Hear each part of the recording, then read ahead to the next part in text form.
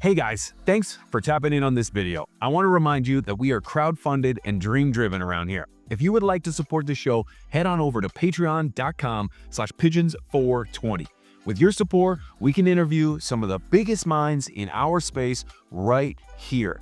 Thank you so much to our members. Thank you so much to our patrons for supporting the show. And thank you for watching today's conversation. Well, welcome back, ladies and gentlemen. Today I am with Jeremy Silva from BuildASoil. It's an absolute pleasure. I've been a fan for a very long time. Jeremy, how are you? I'm doing well. Thanks for having me here. I appreciate you reaching out. And I can't believe that I didn't find your channel earlier. So I'm grateful that we connected in this way and had fun chatting for the last few minutes. So let's get it going, bro. Dude, totally the same, man. I feel like our content right now is like, our space is full of incredible creators doing incredible things. The amount of Canna creators that are over 100,000 subscribers right now is just crazy. It's crazy. There's so many. So yeah, there's no doubt you didn't see it until now. So I appreciate you finding it though, man, because there's great conversations that happen over here. Jeremy, real quick, for anyone who doesn't know, who's been living under a rock, who are you and what do you do? Awesome. Yeah, my name is Jeremy Silva, and I founded a company called BuildASoil, and it started in my garage. I think it was official in 2014, so it's been 11 years, but it started before the paperwork was official, and I was doing stuff online in 2013, and started in my garage. And the whole company came from the recycled, organic, like no-till living soil, like thread that expanded in, I want to say 2011, 12. I mean, there's new versions. It's been going forever, and a lot of the conversations were behind the scenes because there was kind of like people getting banned, and there was other forums you'd go to find, certain mentors. And so when I started BuildASoil, a lot of the focus was the fact that I really got into this particular style of growing. And it came at a time when I tried many other methods, and this resonated with me in a different way. And I'd spent a lot of money sourcing ingredients, bringing them in, trying to figure it all out. And I realized, man, if it's this hard for me, it's got to be hard for other people that are trying to do this stuff. And I started BuildASoil thinking, this might be a cool side business, something I could really put my heart into instead of, what's the next moneymaker. And I had a few customers and then a few more, and it just grew into what you see today. First time I ever had a business where people said like, thank you, I love this, you're teaching me something. And I've just been addicted to it since then. So if you don't know, we make potting soil indoors in our facility here in Colorado. And we go to great lengths to get certain ingredients. We mix it all here. And then we test it and lab test all the different batches and do our best to make something that works for growers, indoors, outdoors. And then we also teach a system called the BuildASoil way that kind of goes along with that. So That's pretty epic, dude. I love that. And you know what? Coming into the game in 2014, it's amazing to think how much the game has changed since then. Man, unbelievable. Business is hard for sure. And we all learn, like any entrepreneur that's been in business for a little while, I just a lot of respect for, because, behind the scenes, there's a lot to manage that is like bigger than you as a person when you start. And so it means constant growth, and the whole industry has been wild. We were just talking, you were, like you've been around as well. And so you've seen a lot of the ups and downs, and I think you understand as well. It's been wild. It's really cool because not only has there been like the evolution of like legalization, we've seen like an evolution of just the space and the culture, how we've kind of like, I kind of compare it to just like television. It's kind of like it starts off so crude and so rough around the edges, and then it kind of smooths itself out. So now we're watching in 4K. I feel like the cannabis community online and like as a culture is in 2K. I feel like we haven't even hit 4K yet. I feel like we're still evolving to its best version of itself. And to see you in the game for as long as you have been, we mentioned this before, that I was blogging before I was vlogging, and I saw people using BuildASoil back in 2014. And I thought that was the coolest thing, man. And to see you go from just what was to me just a name or a brand that somebody was using in their garden to having a full-fledged presence online. You have Yep. been doing content too, man. You probably found a lot of success in that, as I can see. How Yeah. go, sorry, go ahead. No, that's fine. That was the evolution was really natural in the sense that I was at a place in my life where I had no overhead, no bills. I had just decided that what I was doing, I could wake up and just be like, man, I'm old and I didn't do anything that I wanted. Like it just got real, you know? And I think part of that was sorry here. No, yeah. I smoke the same Part of that stuff. was my dad passed. And so through all of that and just taking life fucking serious, I was like, well, let's do what I want. And so BuildASoil was the first thing that I was like, okay, instead of setting finance or business or something, like what happens if I just do this and just be happy, even if it doesn't grow very big. And it was just me on like Facebook and on Instagram and on the forums, and I would just answer people's questions. And then I thought that maybe they'd recognize my name or it would roundabout come back. Occasionally I'd drop a link as I got the website kind of developed. And that reciprocity really built back and people that learned started to share. And so the social media became like not an accident, but I wasn't very good at it. And we got an Instagram and it was so new to me. I was like, well, you post a photo. And I remember telling my buddy, like, so just post a photo like that. And I remember showing him my post, like, okay, well, here's a tomato growing in my window in winter, you know? And he said, good job. Just do more stuff like that. So I just started posting. And all of a sudden, you know, a few more followers. And over a decade, it's amazing what you can build when you just have consistency. And it's pretty incredible the consistency you can have when you really enjoy it, because passion kind of comes and goes, but like when you really deep down like enjoy something, like this plant has helped me a lot in my life. It just like the well keeps giving. And so BuildASoil has been that way, but the social media was a lot of it was just, okay, well, this is how we teach. And then I would post, hey, this is how you put your fan on a timer so it's not ruining the exhaust. This is how you do that. And for whatever reason, people resonated. And I think a lot of times we were all online, unable to know what was real, what wasn't. You had to go through so much bullshit sifting and trying to figure out someone that you agreed with and would just kind of follow their style. And the challenge is there's a billion ways to grow this plant. And so in the beginning, I think you need to learn a lot of fundamentals. And so YouTube came around and it was accidental. We had a guy named Dean that moved to the area. He had been growing in BuildASoil, showed up to the shop a few times, struggled growing other ways and found some really good success and simplicity with the earth box, and then did some outdoor. And he's like, man, you got to have a YouTube. I was like, man, I got to edit. I don't know what I'm doing. I just turned on the camera and pointed at Instagram and I'm just trying to share what I know. And so all of a sudden we kind of made an agreement and he would do the editing and fucking, it was great. I could do long form talk, kind of show how to grow. And at first there was a little fear over posting plant numbers and all that stuff, but whatever, we've been rocking it and it's worked somehow despite YouTube kind of shutting our channel down a little bit, Instagram shadow banning us. And so this is really what I know to do and help teach. That's it. And it's this very specific methodology that we go through. So. Well, you've built an incredibly loyal community as a result. People are loyal to the soil, dude. And there's it's a true saying, man, because people swear by it. And I think the reason for that is, you said it, man. It's like you've made it kind of your core mission to teach people how to do it, grow it for themselves. And like I do, meaning it's just what I know. That's fair. Like you don't see me doing commercial grows, even though lots of people use BuildASoil to grow in their commercial grow. I don't have a commercial facility. I just don't live that life every day. And I know those that do know a lot more than me. And I'm asking them questions oftentimes. For sure. And there's nothing wrong with that, man. You also make the process very easy. Very Yeah. easy because guys like myself, I struggle with organics, not out of anything other than sheer ignorance. I'll be honest.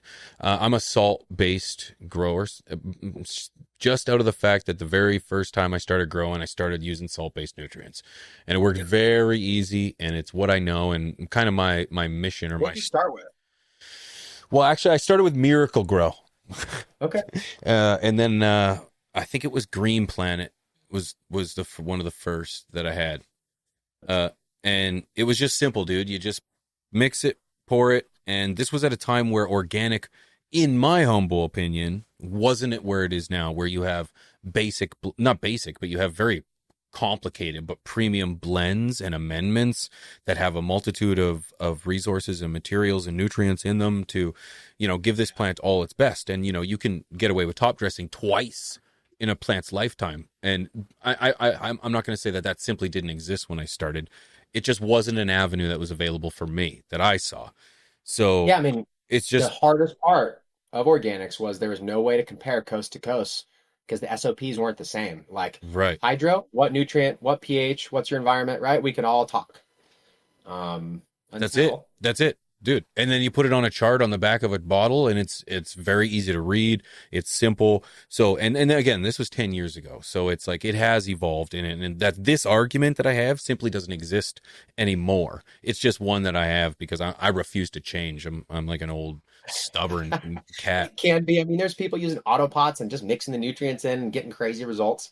100%. Um, I even have you know, my own. I even have my own amendment that I use with my bottled nutrients. So yeah, that argument doesn't exist. But what I was saying is that you've made it very easy. You've put it into a 1, 2, 3. You put it into bags, and you just simply mix in with the soil. You've made it easy. You made it very easy, and I think that's part of the reason people are so loyal to the soil. One question, okay, so one question I did want to ask was your sourcing of materials. But before I got into that, I did want to mention, because you have not seen the episode, at the time of this recording, you have not seen the episode that I did with Tad Hussey from Kiss Organics, correct? no, not yet. I perused. I knew there was a video. I think there was one other, and Yes. I got a couple messages like, "Hey, yo, you should reach out to Pigeons." You had messaged me, and so I came in the next day after, and I was like, let's link. And so that's basically where I was at. A few minutes before this, I tried to click through a little bit, but Dude, I ended up watching older videos of yours. They were pretty good. So thank you. I wish I had known that before, because I would have just sent you the link, dude, and then you could have watched it and then kind of fired back, or at least kind of it's okay. I mean, we can just hit it. Yeah, I know exactly what happened, and I'm going to try Nice not to stuff. misrepresent anything that was said. But essentially, Tad, to kind of give people a little rewind of what happened. The only reason that I brought this onto my show was because I saw the Instagram comments between you and Tad going over soil sustainability, the idea of dirty versus not dirty, clean, if you will, byproducts, not using waste from the meat industry. There was a few other, but I think kind of what the basis of that argument Yeah, was. for sure. And then the part that I also mentioned was you made a dig at him for not smoking weed, and Yeah, kind and it was two boys joshing back and forth, and all I said was at that time was, if we're gonna have an argument, obviously we're not gonna poke fun at each other. And my biggest concern was one of your lines in that statement was, there's oh shit, this is not up for discussion. It ends now, or something. I paraphrase that. Do you recall the line? Probably debate or something, right? Yeah, he wanted to We can debate. look it up. Yeah, But go ahead, I'll please. be happy. Like, we'll get into it. But Please. I think we're talking like, I think Tad we never got to the same page. Probably because I obviously was kind of like, yo, you don't smoke and whatever, which we can talk about. But I think he's talking about something that I see, but I'm not responding back to what he's asking. I'm more stating my values. And that's why the discussion, I think, is like, I'm not selling many things, and this is one topic of discussion. This is just since the day I started BuildASoil, since before it comes from these living organic soil threads. And so you can go back to the first post. You can see the first recipe by Gascanistan, and these materials weren't in there. And so for me, I feel like it's probably in my own head, but I feel like everyone that's followed living organic soil, what that term meant, because it was too hard to say, we don't throw our soil away. We don't do this, we do that. It like became living organic soil. And now it's been greenwashed to the point where anybody using a biological is living organic soil. And so it may look a little bit different, but from within the community, from where it came from, it was very specific set of rules to be in living organic soil. And they weren't rules, they were conversations hashed out through hundreds of pages in there, and then behind the scenes, and then people trying. And so this didn't just come like where I felt differently because the science. I just came from within this entire idea and I'm teaching it in whole. And for sure, things are going to change over the long run. In the future, we'll learn more. We've adapted a few things based on what we've learned with soil testing. But I think there's more to it. I feel like probably because we're in the same industry, probably because I came out of my garage, like after I think he'd been around and it was his father's business. I'm sure it's kind of like, man, like, why are you spouting this stuff off and it's not scientifically right? Like, get out of here. And so there's been a little bit of like sneak dissing and kind of some videos that I felt were maybe a little personal. And I feel like the view's been more like, you're a marketer. And that may have been the pot stirred a little bit by a mutual friend that we have, Clackamas Coop, this guy, Jim Bennett, who was a big part of it. And he's kind of the anti-influencer. Like, you couldn't talk to him forever. And he would make really amazing posts and be helpful, but also he would disappear and like, he's an enigma. And he would just share with me in his behind the scene conversations with Tad that Tad would grovel about me being a marketer or whatever. And it kind of hurt in the sense that, I built this from my garage for things that I really believe in. And I'm not out here just hawking random products. And so I think that what some people may have seen back and forth was a little bit deeper emotionally and probably silly. But the fact that you caught onto it, I think is genius, right? Because obviously you're observing what's going on. You're taking anything that's out there that has a little controversy. And I respect the hell out of that too. So that's part of why I decided to come on. I was like, well, I don't want to debate this, but I guess I can at least share where it comes from, if that makes sense. 100%. Okay. And dude, I appreciate the back and forth, man. And the thing is that my biggest idea of this show was that I wanted to have discussion. I would like to explore places where either people haven't really dove into before, but even before this, you had never stumbled on my channel, which is no big deal, but it just goes to prove how large this community is and how deep the conversation can go. And that's what I want to explore. And so sometimes a little bit of drama comes out. You get some mudslinging, and obviously, it's two men talking back and forth. I said this on my show, and I'm going to make sure I send you the link after this so you can watch exactly what was said. But it's important to know that there is underlying conversation, that this goes deeper than just that, because as a casual observer, it's like, oh boy, here we go. These guys are just at it. Is it just because they're in the same industry, in the same space? Is it because they're competing products? What would it be? So to hear that there is some level of I think there's probably a little there. I try to just focus on what I'm doing and not what any other businesses are doing. And as a team here, all of the employees, like, I think that it's most important that we just work on what we do. Right. And not worry about the outside noise too much. And so when someone comes from a competing business, so to speak, onto my social media, I think maybe a little bit that was like, what are you wearing? What?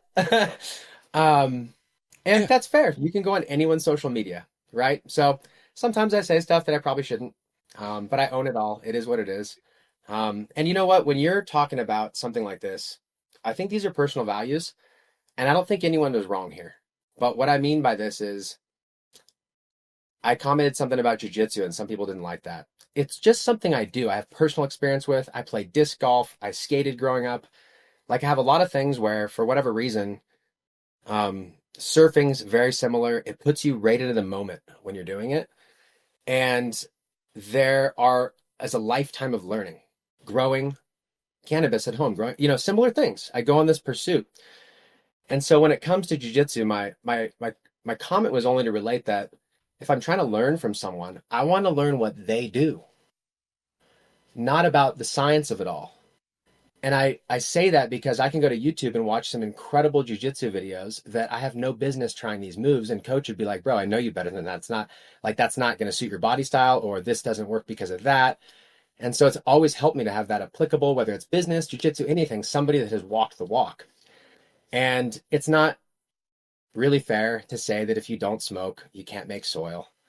But in my mind, I hold that against myself personally. And I think you're seeing that as a projection to others about how I would feel if I was in their shoes. And Tad, listen, he's been around a long time for a reason. I've never heard anybody say bad stuff about the guy, like he fucked them over. And this is a crazy industry. So I honestly think he's one of the good ones, and we should be totally on the same page. But at the core of it, his desire for the science and the cleanliness and all this stuff, which is very important, it shouldn't override some of like the desires that I have. And so that's where this whole thing got blended in. And I think that's the smoking, the you can't do it because you don't do it kind of thing comes into play. And then the ingredients, but they're a little bit separate.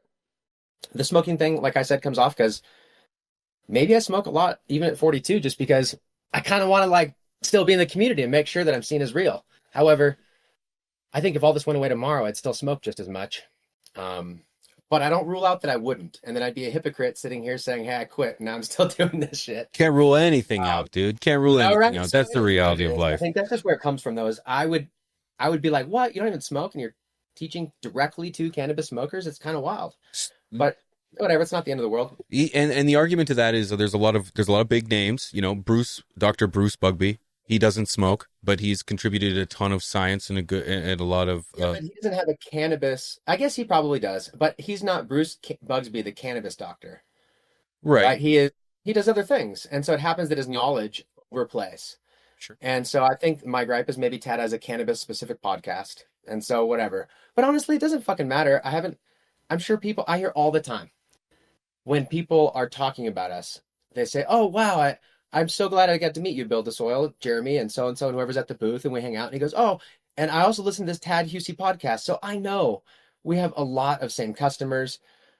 We swim in the same circles, and so it's just a small world, right?" It is, man. It is. And you know what? Like our community, one thing we don't often realize is that our communities blend. They are people that watch me, watch you, that watch Tad, that watch Cannabis Lifestyle TV, they all, I'm sure you've heard about that expression, 7 degrees of separation or whatever. Yeah, it's way tighter in the industry. We're all so 6 able to connect these days, and we love this plant, it. And so, yeah. And I'm sure Tad in his own way loves the plant too, right? Of course he does. So much of my communication style and everything relates back to just the plant. So same like, a little bit. I can understand where you're coming from, and I do think, and as you said, you can have a valid opinion to whatever it is without the experience. You just obviously can't touch on the experience of it if you didn't have that experience. I've never done jujitsu, but I do feel as if I could have a pretty legitimate conversation about jujitsu with someone who does spend time on the mats. Never spent time on mats in my life. Just don't teach a move. No, and you're right. You are absolutely right. There are avenues. There are avenues that I wouldn't explore, but I think I could say, I think it's fair to say that, for example, like jujitsu is very similar to hunting and fishing in that you learn about mind, body, and soul. You learn about what it's like to be disciplined and at one, and that feeling of self. Although that can be applied the same, obviously, I have no idea what it's like to be, on my back in sheer fear for my life. Well, and you could interview all the top black belts in the country and get to know them all and hear all their great advice and share it all, and it would still be valid. But with that, what styles are different, Sorry, and that ahead, he is teaching a lot of stuff that is more advanced. I just teach what I know, for better or worse. I just over and over these fundamental truths and basics. And so long way around, coming all the way back, I think that the core of this conversation was the belief that these particular soil amendments should be used for organics, and I believe they shouldn't.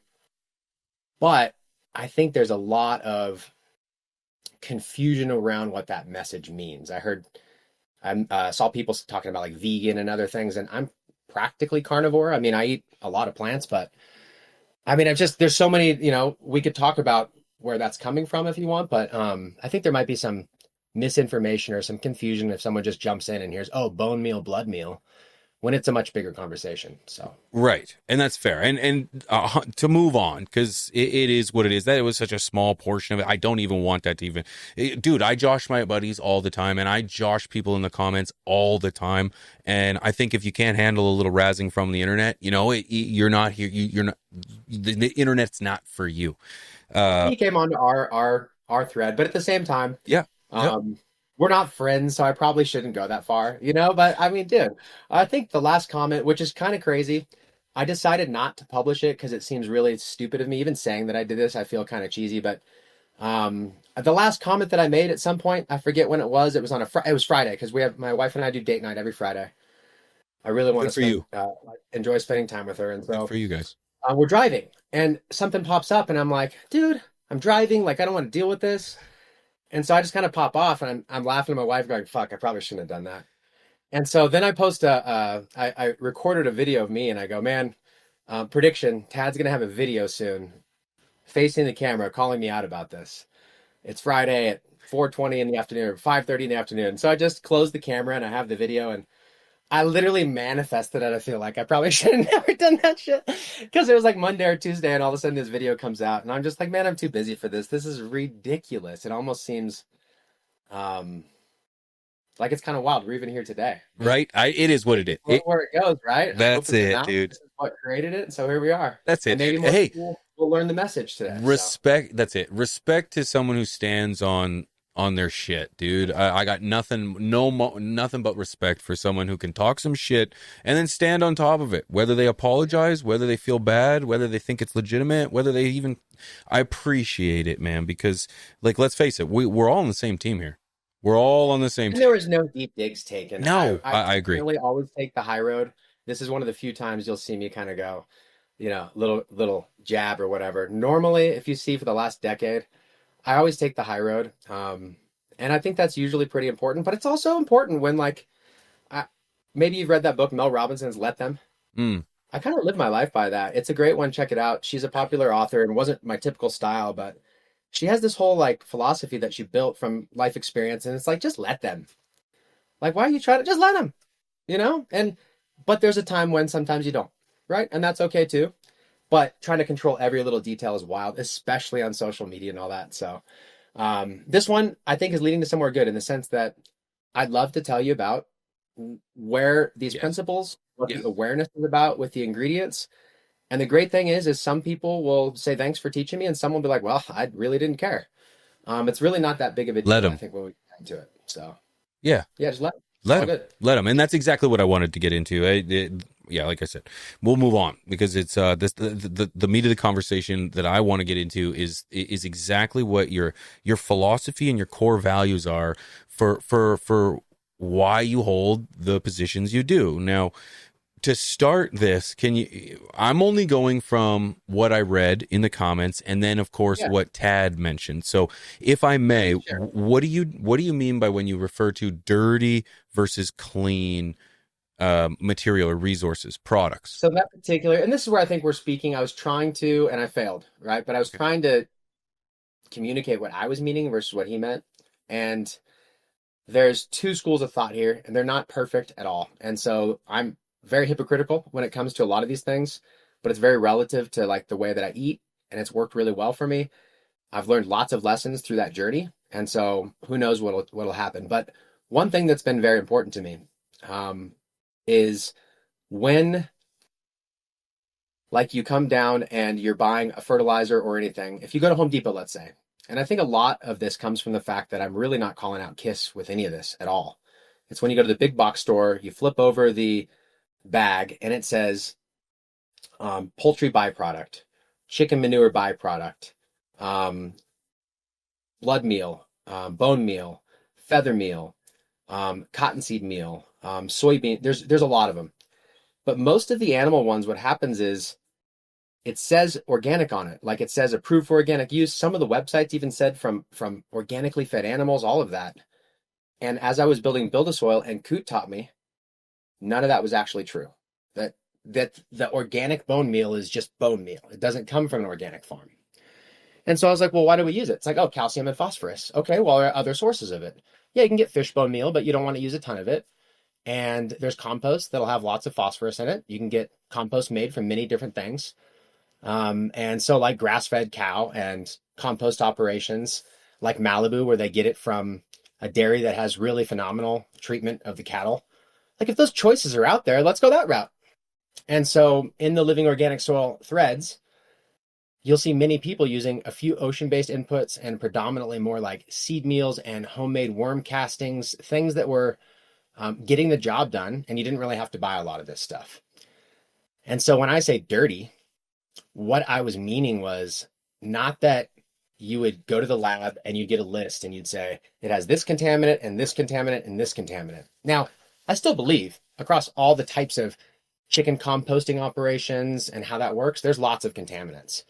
But bone meal and blood meal in particular are very processed, and they're owned by these big COFAs, the confined, I'm all baked, confined animal feeding operations, the CAFOs. So, I like a factory farm. Yeah, but like when I moved out here to Colorado, I started really seeing farming, and I was like, oh, so the literal buildings with animals inside, confined in with the most amount of money, churning out the most food. These are who have the processing plants for the bone meal and the blood meal. Where a lot of the ocean-based stuff you can get directly from different regions. It doesn't take as much specialized equipment. So there's more choices and resources, but ultimately I realized that it was all coming from there. And there's other choices you could just get. So dirty to me meant, okay, well, these are like the worst tortured animals, so to speak. And of course, everyone has their own choices on diet, but I generally, for my family, for my kids, what I try and teach is if we cut out all of the corn and soy crap in the grocery store, literally everything on all those aisles are from wheat, corn, and soy and Roundup sprayed that's hurting our soil, most everything. So milk, same thing. It's fed through the cow. The chicken, fed through the cow. All of the snacks. So if we vote with our dollars and take a lot of those groceries out that are unhealthy, a lot of the snacks and soda and bullshit, and we spend the predominant majority of our grocery budget on really good meats and really good vegetables, grow your own, things like that, I just feel like that process worked better. And so it mirrors back to what we look at when we're talking about the amendments. And I'm like, well, that's just dirty. Why would I get that if I have a choice? At the grocery store, you get a choice. One clearly says organic and one isn't. And so the education is more about the fact that some people that do care will go, oh, fuck, I thought all this organic bone meal, blood meal was totally organic. I thought all the chicken manure from Stutzman or from whoever, it says organic, get her done, like all the stuff. And you're like, this is surely coming from these free range chicken farms. And you're like, no, it's not. And so that's really it. That's all the argument is. It's not even that big of a deal. You can certainly use those ingredients, but when you own your own business and you want to make different choices, it's pretty easy to buy different ingredients. We don't really work with farming. Like we're not treating thousands of acres to do this stuff. And so I'm sure if I was an agronomist and I was working with farming, I might see it slightly different, but this is what we do. That's fair. Okay. Now I'm curious because honestly, I'm not an expert in any of these things, dude. When I think of as factory farming, what you're describing to me, where you just cram as many animals in there as you can. Yeah. And then I've worked there. It's horrible. It's just horrible. I mean, they keep eating the chickens. They're broken. They're like, if you ever had chickens, it changes you a little bit. Like you can see when one of them picks on the other and it pulls their feathers out of their butt. And then you have to put the special stuff. And sometimes the chicken has to be like, you kind of go through a lot. And that burden of knowledge, unfortunately, it starts to pour out to the point where you're like, what's the fucking point? I'll just do whatever I want. It's all screwed. And that's what I mean by I'm a hypocrite, is there's just so much everywhere to learn and so many decisions to make that I don't want to be crippled by that. But things that I can do today within my power that are simple, I'm doing that. I respect it. Yep, I respect that. I respect that.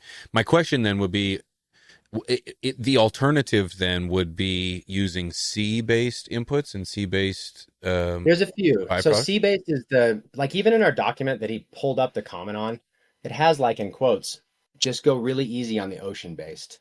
And part of the reason why is similar. If you move somewhere near the ocean and you eat large fish every day, you could have heavy metal buildup. And so it's always been natural to eat that with seaweed, and some of the alginic acid and other things may help limit that uptake. Um, you eat other things besides just that, and a lot of times it's not just the big fish. So C will come with a bit of sodium. It'll come with the entire periodic table of elements. It's the elixir of life. And so from ocean-based inputs, like personally, I eat very little seafood. I absolutely love seafood when it's fresh and I'm somewhere where I can get really good seafood. Other than that, I just kind of avoid it, especially because anytime I go out and they have salmon or something, it's farmed. I feel the same way. If you've seen how horrible the circles of swimming farmed fish on the sides of the ocean and the nets, and they're feeding them fucking like same thing. We're talking stuff they shouldn't be eating, Roundup, like ready crops that are grown at mass amount to be cheap by the pound, and then all of a sudden you're eating that through fish. And so the ocean based is a very, very small amount. What we prefer to look at is a seed meal. And so we use a couple of different ones for different purposes. And then from there, certain minerals and certain ocean-based inputs, and then compost, really good compost. Okay. And okay, so like when you say seed based, So like, for instance, if you took a soybean, which is a seed like this, and you ground it up, that would be soybean meal, which is a seed meal. And so we prefer to use, like, we have camelina, which is a wild flax. We have a mustard seed meal that biofumigates for all naturally, like organic strawberry producers. Instead of putting chemicals down, they'll use the spicy mustard when it's ground up. It has an enzyme that hits the soil and it makes that wasabi-like odor, and it just biofumigates naturally. So there's some pretty cool seed meals. Neem cake and karanja cake were two taught to us by Clackamas Coot that were wild harvested by locals that would then bring bags and sell them to the local mill because there was not a farm of the trees. And so we carried those products for a long time. And many organic growers will use seed meals, and they have very good NPK. Not as targeted as like a hydroponic or a specific mineral, but they work really well, especially when you're not like in a commercial setting having exact demand every day. You don't have to do nearly as much. So are you, I would assume you're a little bit concerned about then how the crop is being grown? Yes. Pesticides. So yes, there's some limit there, right? So my main concern with the animal side is the crops that are being grown are specifically the corn and the soy that are not organic, that then are Roundup ready. And so a lot of times people are like, well, who cares about GMO? It's not like saving the world with some crop that grows better. It's changing the DNA to be able to withstand lots of pesticides. And then many, many acres are grown that way. And so when you have a crop, for instance, like rice hulls, which we use, I can't guarantee all of that comes from an organic farm, but it's not a GMO Roundup ready corn that they're using through the feed system that I'm then getting. So that the animal harm, all of that, the cruelty, all that goes out the window. And we're looking for now what would be a clean product. And so rice hull is one that will have a little bit of arsenic in it, but the source that we've gotten it from has been very, very good at testing batches for the last decade. You can see averages, fluctuations. And what's so nice is when it comes through the plant, you see very little deviation versus when you were to pick a different region that may have more minerals in the soil to uptake, and it could change the profile dramatically. The other thing that can happen is you could, if you get it from the mineral at a mine, which caused some of the biggest issues we've ever had with heavy metals, was calcium phosphate. When it's dug up, sometimes it'll be low heavy metal at a mine that's been testing low for a long time, and they'll hit a new vein or something, and all of a sudden the cadmium can jump significantly. And so at least through a plant, some of that cleanliness is a little easier to control, but wherever possible, we try and find organically grown crops as well, right?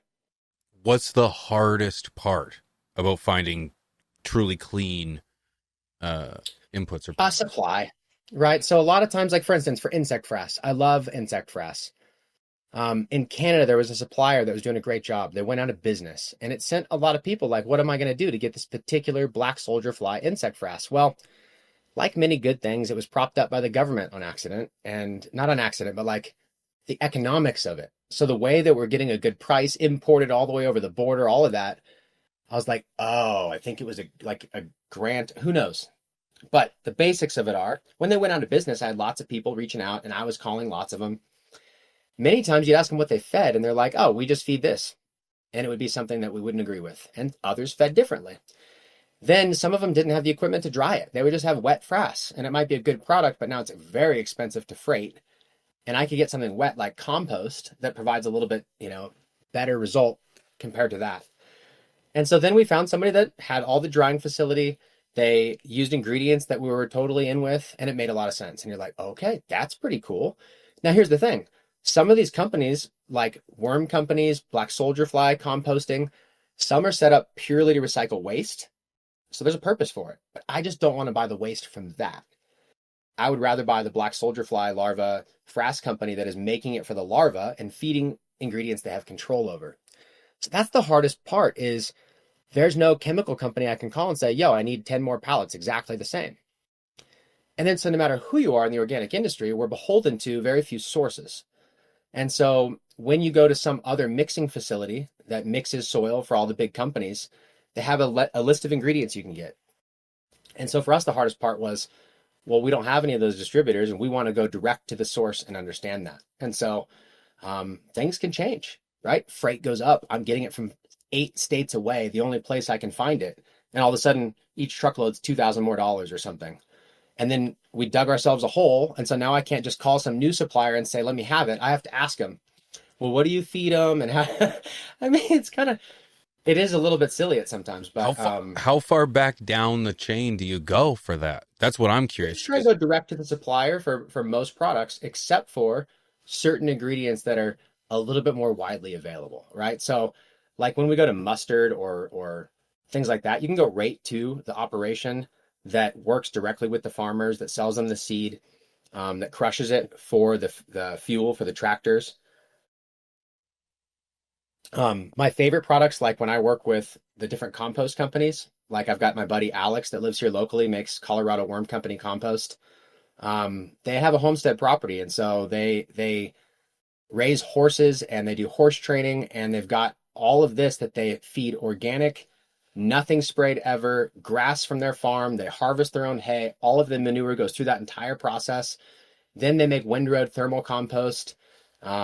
He has like the whole carbon and nitrogen, getting the compost pile ready. Then he puts it in his barn that he insulated, and he puts the red wigglers in there and he works it for months until it creates a finished product. I love that, but the availability and the cost to a small family farm to do it is high. So when we mix soil, I found one producer that I really love, follows the exact same process every single time, has a big indoor facility, and he just cranks through it so we can get a truckload. And we can buy a truckload at a time, and he does his thing and I do mine. And the challenge there is that if one thing happens with him, it leaves us in a big problem. And so business-wise, it'd be easier just to go to a big distributor, make sure they have what I need, build all my recipes based off that. Then I don't have to worry about supply chain logistics management, and I can just go after, hey, that recipe's done, I don't have to deal with it. It definitely causes problems, so each distributor depends how close we go. Some of them are really close. Malibu, Randy's a good friend of mine. You're able to know exactly where the dairy is that the material is coming from, how they treat. Like one complaint we have is you'll find acupuncture needles occasionally out of thousands of yards of material because they treat someone there to literally massage and acupuncture and take care of the cows because it produces a little more milk when they're happy. And so it's like, anytime I find those relationships, we try and move over to that type of product.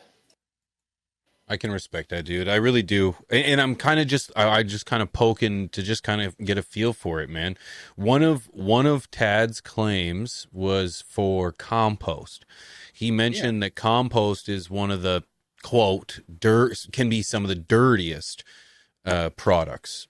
And to me, that kind of actually made sense. But for me, is this why you then test it? Yeah. Yeah, and obviously there's so many levels you can go. The challenge I learned right away is like we used this Oldie Mountain fish compost. We still carry it, but we don't really use it. It's been a long time. I think Tad uses the same compost or has in the past. And so we were all interested. Spent a lot of money to get like 400 different things you could test it on and find it out. And just interpreting it is wild. However, it's pretty cool to see how low levels or non-detectable so many things are. So it gave us a little more like, okay, that makes sense.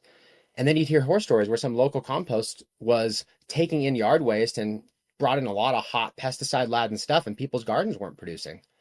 And so I'm sure if you were to test it, you'd find higher levels because it was actually inhibiting plants from growing. So important to work with producers you trust. That's why I mentioned Randy from Malibu. Tad and I sell another one that's the same from Seacoast Compost. Phenomenal compost. We tested it for heavy metals and actually surprised, even with a few ocean-based inputs, heavy metals very low.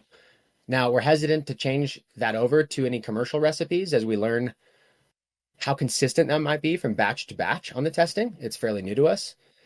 But depending on where you go, the number one thing I learned when I started BuildASoil was people would go to Craigslist, they'd go down the street, they'd get compost. Oh my God, the problems we've seen. I had even locals that I believe in all their values. They have compost. They make it. They're a little bit known for people using it in their gardens, and they'd bring it to me and be like, we could do this. I'm down the way. Freight would be less. And I sent it to the lab and I'm like, oh my goodness, it's 10% sodium. And that's why the pH is 9. I can't deal with it. And so even though it was probably, maybe that was high sodium, it was probably magnesium and sodium, but sometimes if you just grab compost, you could absolutely just ruin your grow, and it could be dirty. You can compost anything you want. So we teach making your own and learning how to ask supplier questions. So if you go locally, what's this made from? Out here, most of it is made from cattle yards that then have to manage their own nitrogen, and there's a beetle kill wood problem. So they take all the beetle kill wood, chop it up, and they make compost out of it. And it's just like if you mixed it in a soil for an indoor grow, you'd have a really bad grow, and it's just from the compost. So there's a lot of truth in that. That's fair. Yeah, no kidding. Because who knows what people put in their compost, man? People can't even figure out recycling different plastics versus, garbage. So I couldn't imagine figuring out. So bone meal, blood meal, more singular, highly processed, steamed is what the bone meal is. Probably you could go off lab reports as far as cleanliness more, but my back and forth was that I just didn't believe in the fact that if we could just opt out of this and you use that for whatever you want, just not in my 2x4 grow tent, right? Not in my family's vegetable garden. It's a couple dollars difference for a home gardener. We're not spending thousands on the acre. And so unfortunately, organic growers, they might be using bone meal and blood meal to grow some of the stuff that I buy from them that's now certified organic. And I'm thinking I'm on the right track. But the good news is most of these organic producers, they don't have the money to buy organic bone meal and blood meal for 40 acres. It doesn't make any sense. You don't do that. And so it's just like, there's a weird little niche where this fits within, and I just don't know why. Like if you talk to the permaculture community, I don't believe any of them are buying that stuff for the most part until they learn. It kind of goes against our values when there's other choices. However, the argument holds 100% true that you can buy this stuff that would be going to waste from an industry that you may believe in or not, right? And you can certainly use it to grow plants. And absolutely the calcium phosphorus from like bone meal, you can calculate it. You can apply a certain amount, where compost is kind of wild. You got to start testing. It definitely is different. How do you respond to the claim that rejecting some byproducts creates more waste rather than fixing the problem? I just deal with BuildASoil, right? And so I make these choices for my grow tent. And that's part of what I meant is like, there's no I'm not trying to, I'm a fucking hypocrite. I ship plastic bags of fucking soil across it doesn't make any sense. And so if I really wanted to do that, I would just go live somewhere and I would not, So I make choices that I can make. And while I try, like for instance, my buddy Weston, he has Weston's Wagyu. What's up? He's been a grower since back in the day, black market to legal to crazy hemp stuff that happened. And he had this infrastructure of a few greenhouses. Well, now he's got one of the most beautiful vegetable gardens, and he does grass-fed beef and Wagyu beef, and he does all sorts of different things. And it's picture perfect. It's what you think when you think family farm. And it's incredible. So I try and buy beef from someone like that. And honestly, I feel like when you do that, now all of a sudden, his property is probably adding billions of life, like all of the beneficials, all of the animals, all of the butterflies and bees and everything coming in, versus one confined animal that took thousands of acres of GMO crops, slaughtering all the bunnies and all the life that it took to feed the one animal, to kill it, to feed. So there's many arguments that go between diet and everything else. But here's what I can do. If I'm going to buy, truckload after truckload, well, that's an easier way for me to make an impact. I'll just buy that product over here. It works really good. It took us a while to figure out the soil formulations, but it works. It's not a huge difference. And we offer those products versus, yeah, if you're at the grocery store and you're in between buying beef or eggs from your homie, like it's not as big, in my opinion, of an impact. And that's, I think, where I become a hypocrite, right? I'm not perfect. I just am not. So Yeah. Shame on you, Jeremy. Shame on you. No, I get it, man. We're all human, dude, and I'm not perfect either. And I try to find core values and stuff, but I draw lines, right? I draw lines even at those values. So no, I can appreciate your input on that. And again, sorry, go ahead, please. Sorry, I have a terrible habit of that, especially when I smoke. Okay. I'm like, I gotta say something. No, this is good. I think Tad's probably really coming from all the right places in his heart. That's why I don't care. Like, the guy's a good guy. I'm not worried about it. And what I mean by that is I started this in my garage, and it wasn't nearly as long ago. I'm sure, keep it simple, through Leon Husey, he invented compost tea. Like, it goes deeper. And so for me, I'm tinkering over here, and I'm like, why are you hating on what I do? I just have tried so hard to do this, and I believe it to be true, but I honestly think he's continuing the family's business. He really believes in science and that we shouldn't be talking about it like that and that it's wasteful. And I'm just like, well, use it in your landscaping. I don't want it in my fucking handmade potting soil that I make for my only business. That's fair. His biggest claim was that it's all for marketing. This is just a marketing ploy. See, that's the part that personally hurts. And that's where I think Coot stirred the pot a little bit and has told me that he's expressed that. So I do think it's probably an honest opinion of his. And I can't tell if it's from the fact that he's watched what I do and he genuinely thinks that, or his differing belief in how you must grow a plant. Maybe he just doesn't see it, because I swear he was on IC Mag, and like, he saw, like, even though he didn't grow and smoke back then, he was still in there selling compost tea brewers and stuff.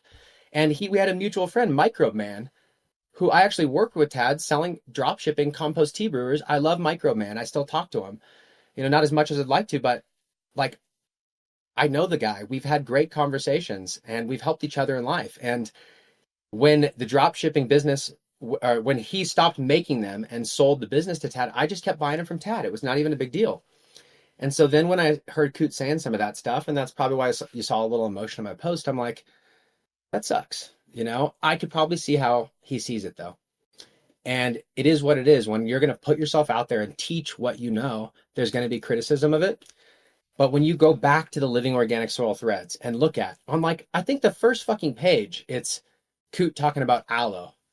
And so some may not see the benefit of it and may seem like I'm selling snake oil. But when you know where it comes from, this isn't shit I made up. This is raw from the community. We all tried this stuff. It does fucking work. And then when I was sourcing it, I'd go to the health food store and they'd put sodium and other stuff to add electrolytes. I just couldn't get a pure form. Same with like coconut, you'd go and it would be, only one we could get was the Harmless Harvest. And every once in a while, they're like a purple one. We were fucking buying that for like $8 a little bottle and spraying it on our plants. And so that's why we made the freeze-dried coconut water. And so each of these little few products that we offer, they really come from somewhere deep and important to me. And so to hear that it's marketing, I'm just like, I mean, whatever. It is what it is. I'll just focus on what we do. And I just teach the BuildASoil way. It's very fundamental, basic. And if you watch my YouTube and my Instagram, every fucking grow, I say, anywhere in the world where you watch this, you can do this without any of my products. You don't have to buy anything. And I have a supplemental schedule. The number one mistake most growers make, they grow in too small of a container to make it work. And then they're asking for what to supplement. And when I tell them I usually use a bigger container and less ingredients, they're like, well, fuck, I'm here now. What do I do? So we start teaching in ways that kind of transition. And from the outside looking in, I feel like maybe it looks like we're just marketers. I don't know. We do no marketing. Like, I don't even pay for ads anywhere. So you're hearing my voice. I'm like, I guess that's probably where the spite might come from. And I honestly think, had we just known each other a little better and he really saw what we do here daily, I don't think there'd be any of that. He'd be like, holy shit, That's hard. Good job doing what you do. He built a podcast from like nothing to a huge podcast. Good job for him, right? There's more room for all of us.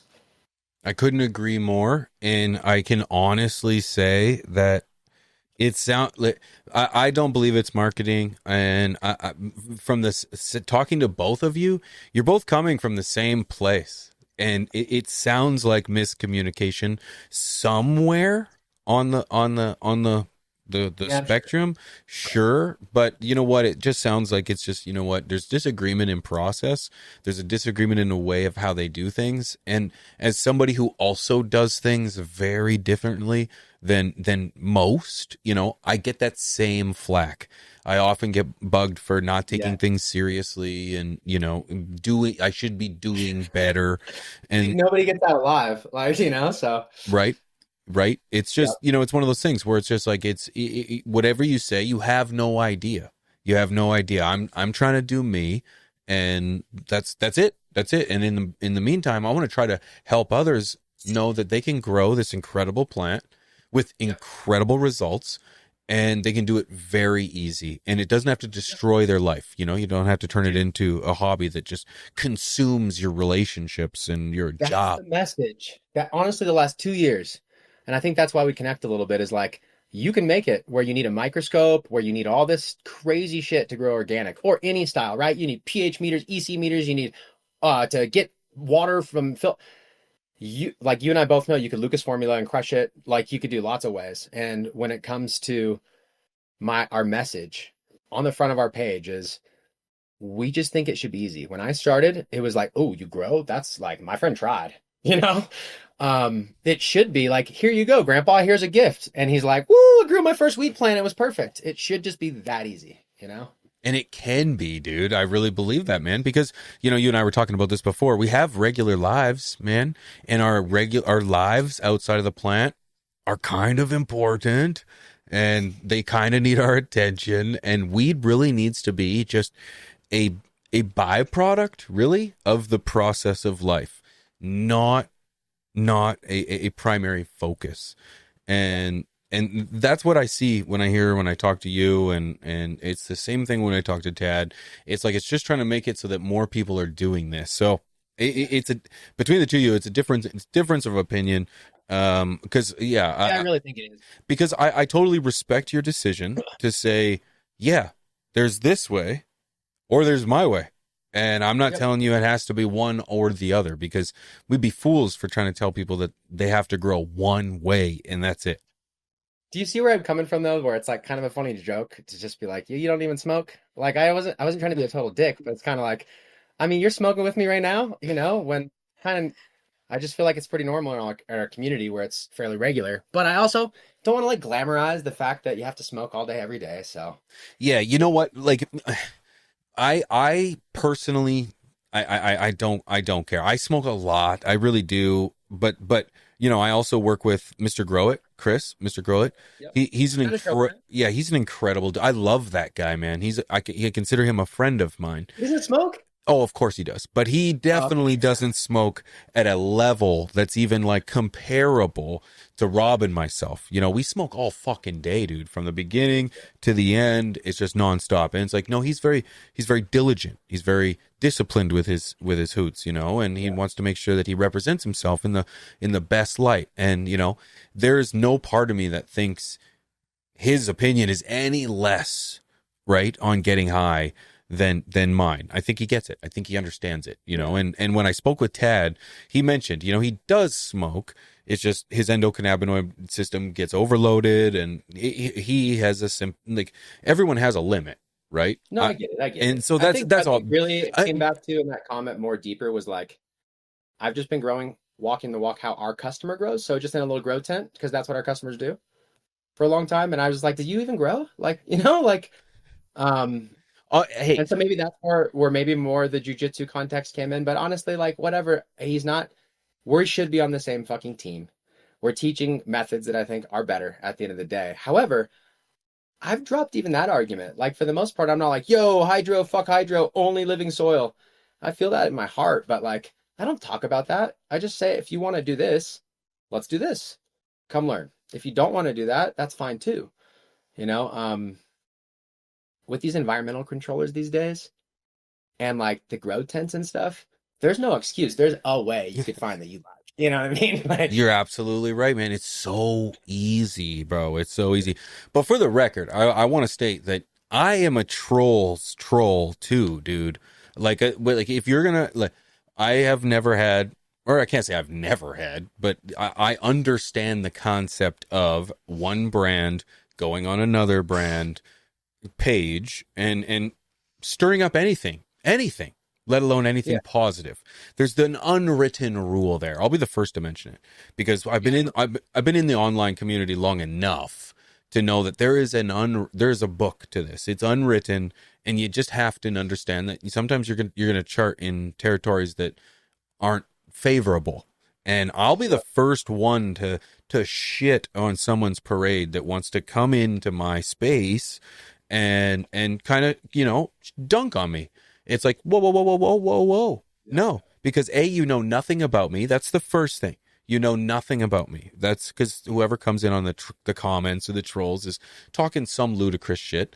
It only hurts when they're right. That's the biggest thing. When someone comes in and they tell you something that you already know, and it's like, that's what hurts. It's like for Rob, it's his, from Cannabis Lifestyle TV, it's the gap in between his teeth. For me, it can be, I repeat myself a lot. And so, when someone comes in, right. And so when they hit it at that, it's like, oh, okay, I know. I laugh at that shit as I get older a little bit because I'm like, you're right. You're right. That's it, dude. That's people it. teach you the words you say wrong. Yeah. And, so recently I found out I was saying height with the TH at the end instead of height, like the height of the height. plants. Oh, so I started saying height now, and man, everybody helped me. That's it, dude. Person, so. I was misusing the word misnomer all the time. And someone was like, you're not using that right. I was like, God, I sound so dumb. Yeah, I didn't realize how dumb I truly feel. And then someone brings it up. You do have to be able to take it from the internet, man. And you've been around a long time on the internet, so you get it. Yeah. I think obviously there's more emotion when there's business involved because, everyone that works here, our lives are on the line. Tad feels the same way. It's our livelihood. And so it's important that you take all that out of it. And like, I just want more people to grow. When I first started to grow, all my friends were like, bro, I tried, man. It's pretty hard. And the community wasn't as open to learn from others. It was very like hush hush on getting the cuts, sharing the secrets.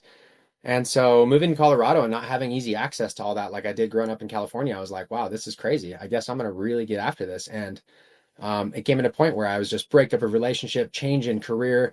Eventually my dad died. And so I felt like the plant was very helpful for me at that time, but actually more importantly, the garden. And I was like, wow, this is very therapeutic. I look forward to it each day. I'm like, ooh, did the seed pop? Ooh, what do the nugs look like? Holy shit, did you get that smell? And so that's really what we're trying to share. I don't think, like, yes, I think some people are like, oh man, I didn't know organic bone meal was not organic. Wow, noted. And some people are like, who the fuck cares? This guy's a vegan. And I just kind of take it as what it is. Right? And, it's just like nobody knows. I totally heard the vegan thing. Like you said, Tad's not, we don't know each other, but he's like known me since before I started BuildASoil, so. That's fair, dude. I get it, man, and I appreciate you addressing it all, man, and like being just upfront about it. It's your style, and I don't think first of all, I don't think it's fair to call yourself a hypocrite because even though we are hypocrites, it's called being a human being and having values and beliefs and interests and emotions and experiences and all those things. It's not. I try not to be a hypocrite, like meaning I try and be the war like. Follow the warrior path or whatever, and like do things right, work really hard and just be happy. Like if you're only happy because a certain few things are satisfied, then you're not really happy. And like just learning that, just being fucking happy almost for no goddamn reason, it carries so much weight over into other areas of your life that I try not to get bogged down with this stuff. But I also feel like we owe it. I owe it to my customers who may not know and just see this and be like, what the fuck was that about? So I appreciate you at least having me on to share my side, so to speak. I also think that hopefully some of you see that none of this is really that big of a deal. And I act passionate about it because when I'm going to go spend money with a supplier, I feel like I'm voting with my dollar. And if I can like every bag at Home Depot, Ace Hardware, like all of them, when you go there, you turn it over and they have the same ingredients. And then you see like Martha Stewart being like, yo, use this organic, potting soil. And it's like, I know that she probably wouldn't be stoked on the confined animal farm chicken manure where they deep beat them and they have atrocious. Like if she could just get one from a heady chicken farm, that'd be rad. And so like that becomes important. But at the end of the day, you like this plant, I like this plant. We're spending our time growing and talking about it. All of a sudden, I found you. Now more people might find me, and then some of my viewers. I told a few I was going to be on here. I don't know if it's live or not, so they're probably like, "Yo, what's going on?" But um, I feel like they'll find you, and you just keep going out there and being living as authentically as you can. And if stuff like this pops up, it shouldn't be that big of a deal. You jump on it, dude. It's just that a door opens, you try it out, you run right through it or into it. You'll find out once you give it a try. What do you want your legacy to be, man? What do you want your legacy to be in the soil building and cannabis cultivation community? Man, I never really think about that. My legacy, I really think about is that I want my family and friends to really, just be like, wow, he was a good one, you know? And I think about that like more in actions and supporting people. And I want my family to be completely taken care of and need for nothing. I want my wife to be happy, the kids to be happy, my mom, like everybody in my life. I just feel like if I can live as good a life as possible and honorable, and they see that I did use discipline, I did grow as a human, I did, like that to me is my legacy. I'm always learning, always reading books. And for some reason, if I was never learning, never sharing this, I would feel like I didn't live up to my potential. And even as something as stupid as growing cannabis, which some other people might look at me from high school and be like, what the fuck is teaching to grow weed? What a loser, right? I don't see it that way. And so that to me, being genuine with myself and not being scared of that that's all the legacy needs to be. And maybe that's a light for others. I've talked to many people that are like, man, I wish I could do something like you're doing, or I wish I could talk about, this plant. And 10 years ago, you know what I'm talking about. 20 years ago, I mean, this conversation we're having is on the shoulders of people that like gave their life for this plant. And we're just having some shitty little argument over, like, you know what I'm saying? Like in the big scheme of things, this is all pretty small. I mean, I even saw you had some comments on your YouTube from, I think, Soil King, and you were like, what the heck? And he replied back. And big ups for even like, saying, hey, I respect him a little more now or whatever. But he's in the business too. I could be like, oh, I don't like Soil King, but like people like he's cut from within it, dog. Like I just can't. What am I gonna say? Like, Dude, you're not getting rid of us, right? Like this, it's just the thing is, man. I respect my fellow man. We're in this together. We're on the same team, and I have zero emotional stake in the internet. Zero. It take it for what it's worth. People get heated. Things come out fast. Things come out in text form. And even if you make a video, I had a quick falling out with someone who misunderstood, or at least I'm gonna take onus on this and say I phrased things incorrectly, covering a story. And he took offense. Like on purpose? No, of course not. No, I phrased, there was a story in regards to a connection between people selling products online and having accessible to children because there's no age gate to it. And instead of thinking, I said, not the only one selling stuff to kids is, and I referenced this person. I don't want to say their name again because it wasn't fair. And so, yeah, needless to say, I was like, no. I was kind of like, I was trying to like play it off. Anyways, it was a whole thing. I didn't mean to. I just talk a lot, dude. We're on like live and on so much video, so much like talk. It's like, dude, sometimes I just spout and I should have thought about it. So yeah, things happen, dude. There's Things happen. Weird people in our community. Like I will say, most amazing community, really shower you with love. But there's some fucking people out there, bro, that just like, I don't know what it is, right? There's some mental instability. And so I just, try to write all that off for the most part. Yeah, be careful though. Be careful though, dude, because like I was in Vegas, I doxed myself with Rob and Chris and a bunch of us. It was not smart, dude. It was almost frightening actually. So if you're ever out and about, just remember not to you make sure you're in a good secure location, dude. Yeah. It's just scary, dude. And I'm not saying that we're big enough to even have to worry about this shit, but even I had to worry about this for a small moment. Yeah, So it doesn't matter who you are. Like, I try and avoid any psychopaths, right? I just don't want to say something, put myself out there. The good news is Tad's not a psychopath. He's No. not going to be hunting me down for saying something stupid, so I feel safe.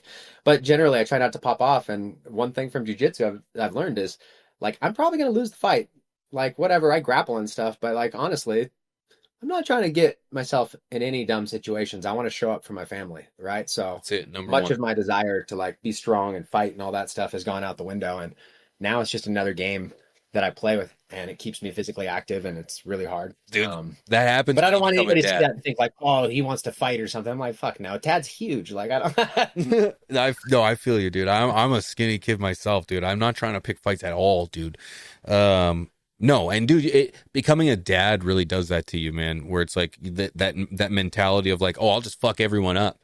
To then all of a sudden now it's like, dude, I don't want to sustain any injuries at all. I want to get away. I want to get home. I want to be with my kids and my wife, because yeah, that's the most important thing. Well, and I've been wrong so many times. Like, I'm probably going to be wrong again. You know, when I was younger, I didn't really think that was possible. I mean, I knew, right? But like, I doubled down on some shit. But I do know that these animal meals come from a place that I don't want to support. It's kind of as basic. That's why I was trying to say there was no argument. And honestly, he's a good guy. If you want to use that stuff, it's really not the end of the world, right? But if you care, then you care. That's cool. We don't use it. And so that's where our ingredients come from. But Tad is right about some other things. There's a lot of dirty organic ingredients out there. So it's not quite that simple. When medical went through a lot of heavy metal testing, man, the whole industry learned a ton of lessons. And there were some really shitty ones. We made some big mistakes and we learned tons of lessons. And that's why I think we benefit from that. And now you learn forward. You get better at everything that you do. And that, to me, I see that in him. I see he's always trying to get better. Someone like you that has been doing this for so long, I see that you have to try and pursue that. If you just stay the same all the time, like nothing, it just goes away. So as long as there's that there and we're human to human, like whatever, respect for everybody, it's not a big deal. But brand to brand and coming on each other's pages, I'm like, I'm just out. Like, I don't have time for any of that shit. That's fair, dude. And you know what? From man to man, I can appreciate that, and I respect you for that, dude. If anybody wanted to reach out to Jeremy, wanted to reach out to BuildASoil, where could they do that, man? So you can just hit us up, go to the website. You can do support@buildasoil.com. I've only got a couple guys here. They answer all the emails, phone calls. They get stuff to me right away. You could email me, Jeremy at BuildASoil, but I get a lot of emails. Sometimes I won't see it. So if you go through the team, a lot of times it'll get, flagged pretty quickly. They can assign it to me. You can check out our YouTube at BuildASoil, our Instagram, whatever, hit us up on there. Those are where we're most active, I would say. We have like Facebook and a group and stuff, and it kind of all goes through Instagram and, through the system. And the guys here are the ones answering all the questions, and they grow and they smoke. And so if you have a question or whatever, they could probably help out. If you are a producer of a really clean product and you're like, yeah, that's my guy, Jeremy, how do I get in touch? I'm always looking for new stuff too, especially if we have similar values. So that could be really cool. It's led to some really cool partnerships. Some think it's just marketing, but like we have some fermented plant extracts by a guy locally who makes them, all from stuff collected off of his farm or locally. And I'm like, this is fun shit to me. And so that's the way. I agree with you. Collaboration is king, dude. And for that, I couldn't appreciate you more for coming on the show today, talking to me, breaking down your side of everything, man, and just giving me an insight of what it takes to make BuildASoil tick, and the insights of the man who does it all. So with a good team. So Jeremy, thank you very much for coming on. I appreciate you. Stick around just after this, and we'll touch base. But for everyone else, we'll be right back after this.